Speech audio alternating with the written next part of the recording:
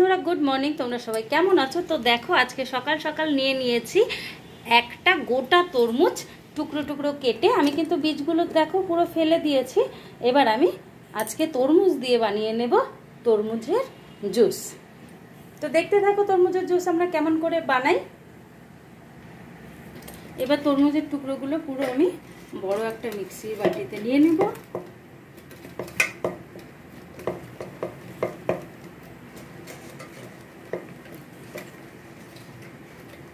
নিয়ে নিয়েছি, একসাথে হবে না, অর্ধেক করে নেব, তারপরে আবার অর্ধেক করে নেব।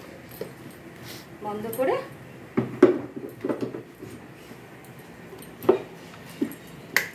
মিক্সিতে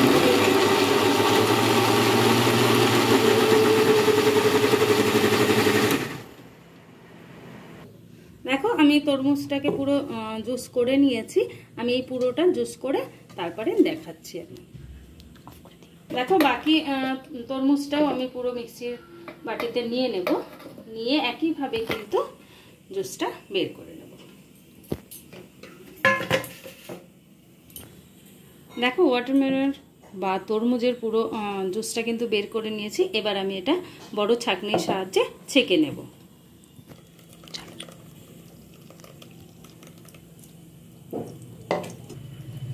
এবার এরকম ভাবে দেখো পুরো ছাঁকনির সাহায্যে তরমুজের রসটা কিন্তু আমি বের করে নেব।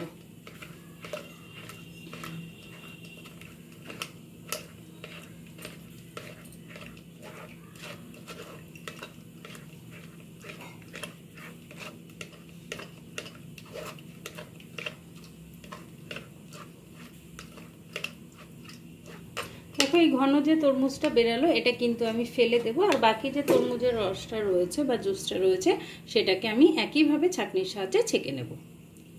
দেখো আমার তরমুজের জুসটা কিন্তু একদম রেডি হয়ে গেছে। একটা গোটা তরমুজ থেকে কিন্তু একটা ছোট পাত্রে হাফ মতন হয়েছে। আর এখানটা দেখো তরমুজের যে সেটা রয়েছে দানাদার বা এই গ্রেভিটা, আমি এটা কিন্তু ফেলে দেব। দেখো এবার আমি পরিবেশন করে দেব।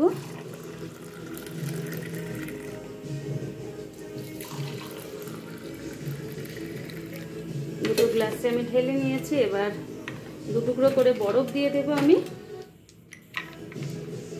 আর দিয়ে দেব